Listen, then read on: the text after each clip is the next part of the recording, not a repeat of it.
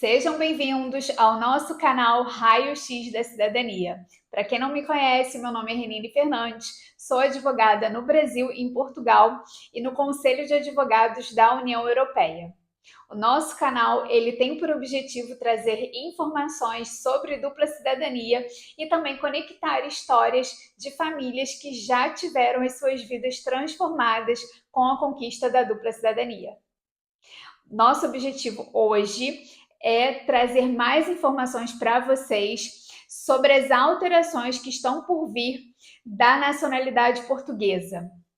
Então, se você chegou, esse é o nosso bloco 2. Se você não assistiu o nosso bloco 1 dessa série de lives sobre a alteração da nacionalidade portuguesa, pause esse vídeo, volta lá, assiste o primeiro episódio, porque é super importante, e depois você volta aqui para continuar, combinado? E claro, não esquece de curtir o nosso vídeo e de compartilhar com aquelas pessoas que têm interesse nesse assunto da dupla cidadania portuguesa. Ou até que pessoas que têm o direito, que não sabem ainda que tem o direito, que não sabem se tem um ancestral português, enfim, não deixe de compartilhar, combinado? Então vamos para o nosso bloco 2. Só recapitulando que no nosso bloco 1, nós falamos sobre as linhas gerais do que está acontecendo hoje, na atualidade, do que está por vir, não é? Das alterações previstas na Lei da Nacionalidade Portuguesa. Nós falamos sobre a proposta do governo, os projetos também apresentados pelos partidos, falamos também sobre os pareceres que foram solicitados, as audições, inclusive eu estive presencialmente nas audições que tiveram no dia 11 de setembro, lá na primeira comissão, que é a Comissão, né, de Constitucionalidade, de Direitos, Liberdades e Garantias Fundamentais. Então, se você não assistiu ainda o primeiro bloco, não deixe de assistir. E agora nós vamos para o segundo bloco. No segundo bloco, a gente vai tratar do quê? Nós vamos falar das mudanças e dos impactos que vão ter na nacionalidade derivada, na nacionalidade portuguesa derivada, que é também conhecida como naturalização. Existem outros termos, tá? Na legislação eles dividem também de outras formas, mas vamos adotar aqui o termo naturalização, que ele é mais, vamos dizer assim, acessível para nós falarmos, tá bem? Então vamos lá? Preciso aqui dar uma olhadinha em todas as anotações que eu fiz, porque são muitas informações, não é? Nós vamos falar sobre, tá? Os judeus sefarditas, os descendentes, os residentes e os cônjuges, tá bem? Que são esses os quatro tipos, né, de nacionalidade portuguesa que vão ser mais impactados, tá? O nosso objetivo aqui, gente, não é falar sobre destrinchar a lei, nem falar a fundo sobre todos os pareceres, tá? De professores doutores que já se manifestaram, desculpa, pronúncias, né? Os pareceres, eles são de outras entidades, desculpa, eu fiz aqui troquei aqui os nomes, mas sim a gente trazer para vocês em linhas gerais o que está acontecendo, quais são as mudanças que estão por vir de cada um deles, tá bem? Eu vou começar falando sobre os judeus sefarditas, tá? Porque, inclusive, o IRN, na audição que teve no dia 11 de setembro, o IRN ele veio com o mesmo discurso que o governo está vindo, né? Não deixe de assistir o bloco 1, que a gente falou um pouco sobre isso também. O governo ele vem falando que aumentou o número de pedidos de nacionalidade, né? Principalmente dos pedidos de naturalização, que são os residentes, que são os judeus sefarditas, não é? E o que o governo está trazendo de proposta, né, em relação aos judeus sefarditas? Eles estão dizendo que já foi como é que eu vou dizer assim, cumprido, né, o reparo histórico com os judeus sefarditas e que não há mais necessidade de conceder a nacionalidade portuguesa para eles, tá? Então, a alteração da lei, ela revoga o artigo dos judeus sefarditas, tá bem? Ou seja, os judeus sefarditas passam a não ter mais direito de pedir a nacionalidade portuguesa. Tá bem? Isso, inclusive, o IRN vem com esse discurso que houve um aumento muito significativo dos pedidos dos judeus sefarditas, tá? A partir de 2022. A gente já conversou também sobre isso no primeiro bloco, o que aconteceu em números, tá? Se você não assistiu, volta lá para assistir, por isso que é importante assistir em sequência, tá bem? Nós temos também isso está no mesmo artigo, tá, gente? Nós temos os descendentes de portugueses, tá? Que não havia limite de geração. Isso é uma informação que pouca gente sabe.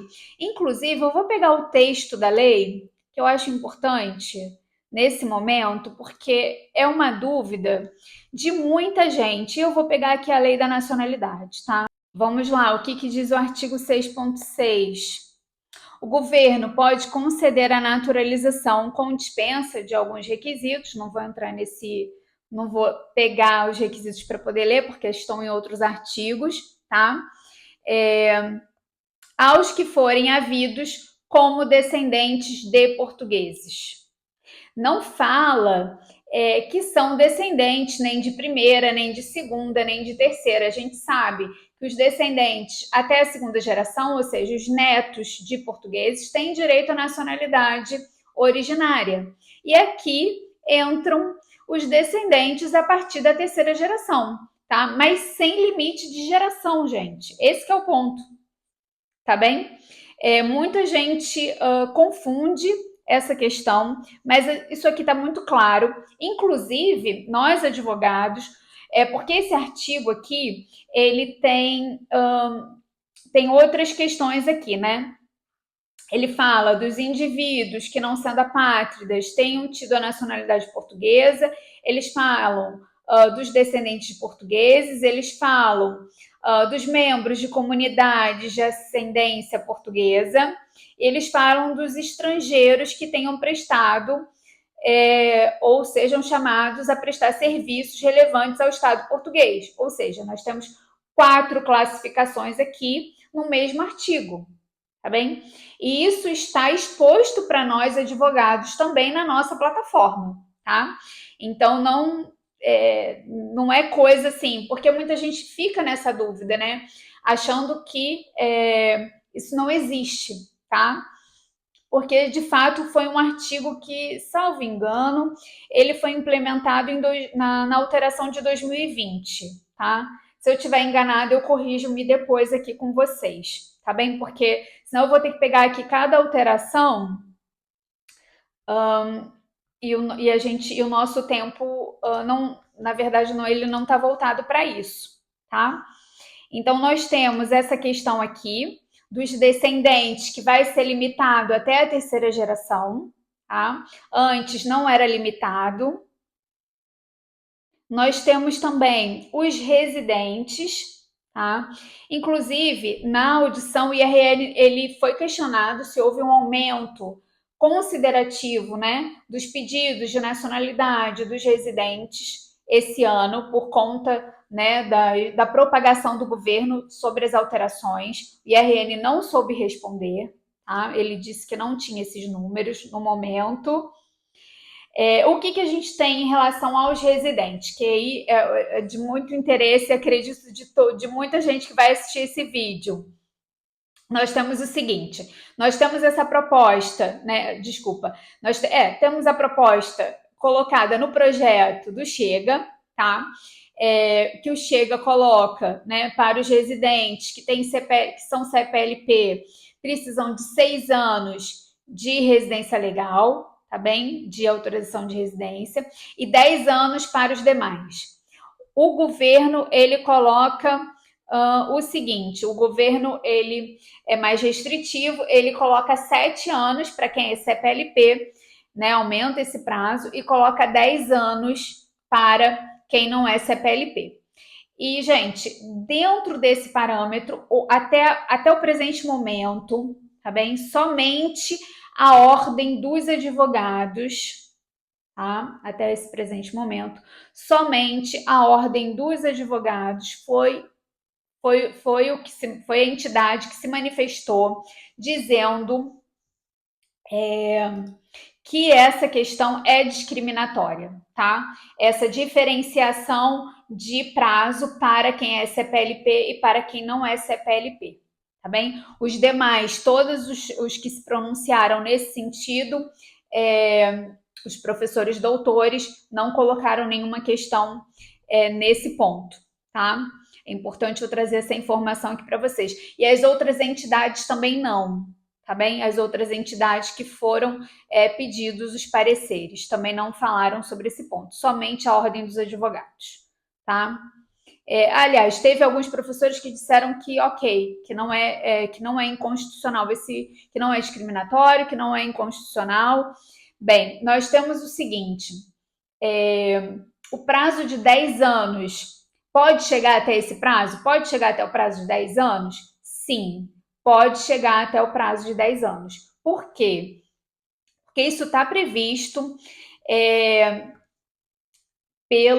pela União Europeia, tá? Existe uma diretiva da União Europeia sobre essas questões de nacionalidade, não é? E isso está previsto, tá bem? Que pode chegar até no máximo 10 anos, que, por exemplo, é o caso de Itália, que inclusive teve um referendo há pouco tempo e para poder ver se isso era reduzido para 5 anos e não foi reduzido, tá?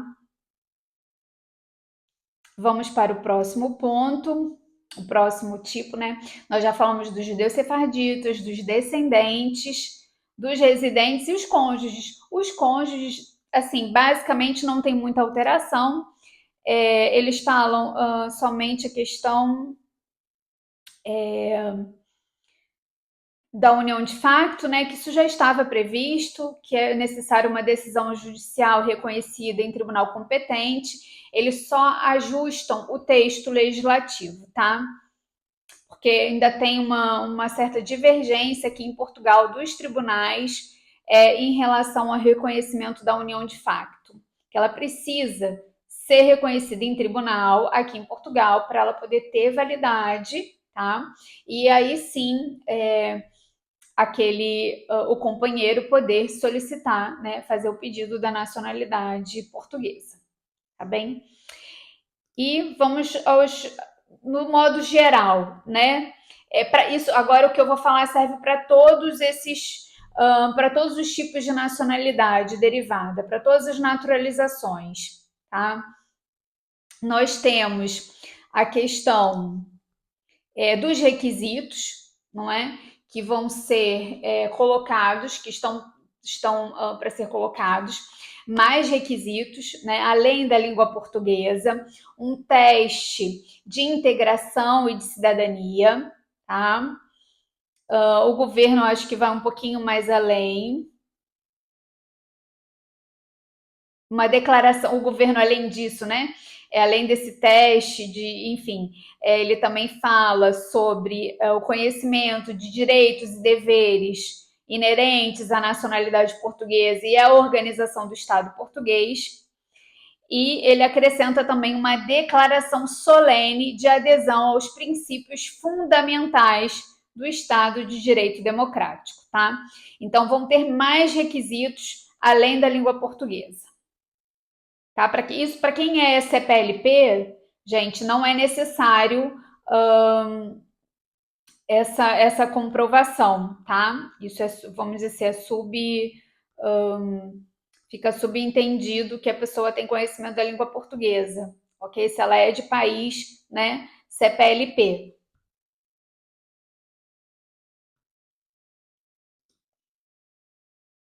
O que mais nós podemos falar sobre isso daqui?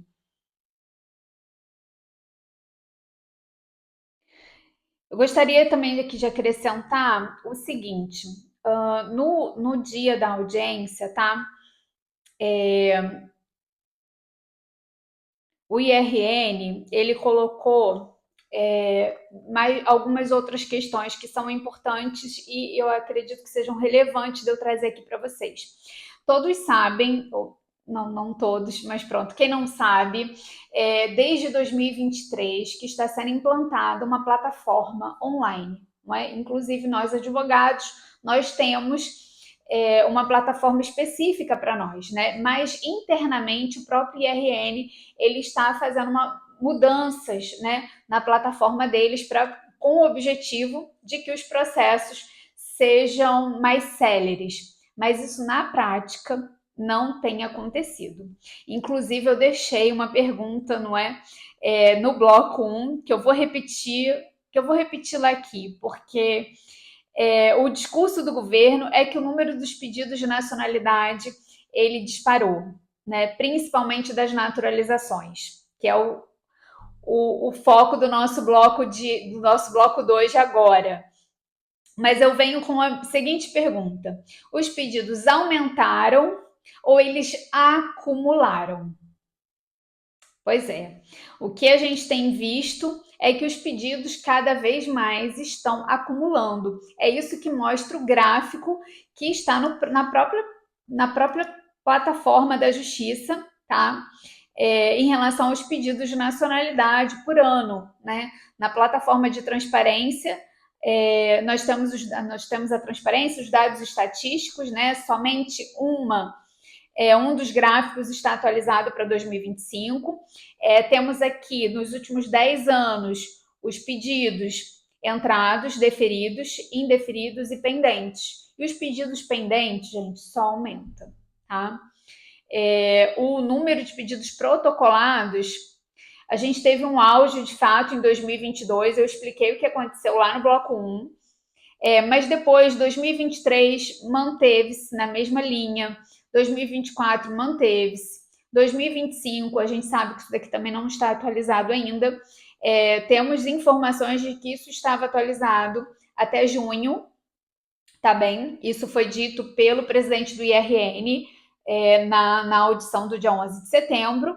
Então, assim, se eu verificar que até junho foram protocolados 121 mil processos, nós estamos ainda dentro da margem normal de protocolos de pedidos anuais, tá?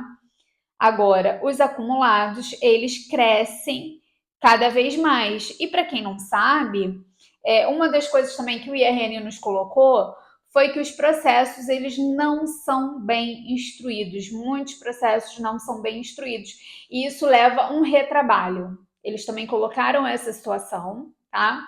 E também, para quem não sabe, o prazo de análise de um processo de nacionalidade pela lei, tá? Pela lei da nacionalidade, pelo regulamento da lei da nacionalidade, é de até mais ou menos 180 dias. Mas isso na prática não acontece.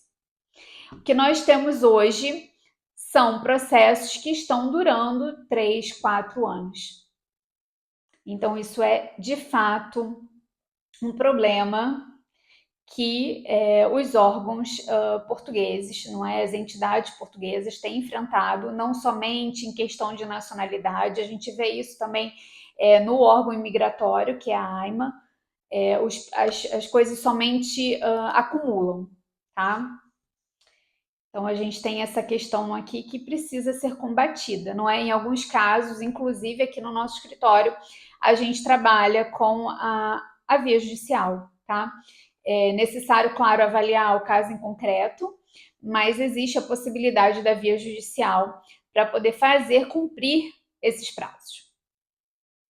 Então, acredito que nós fechamos o nosso bloco 2, falando sobre a naturalização, tá? Sobre os processos, sobre as alterações, das mudanças, os impactos que vão ter na nacionalidade portuguesa derivada, que é a naturalização. Vamos para o bloco 3, que vamos falar sobre essas mudanças e impactos na nacionalidade originária.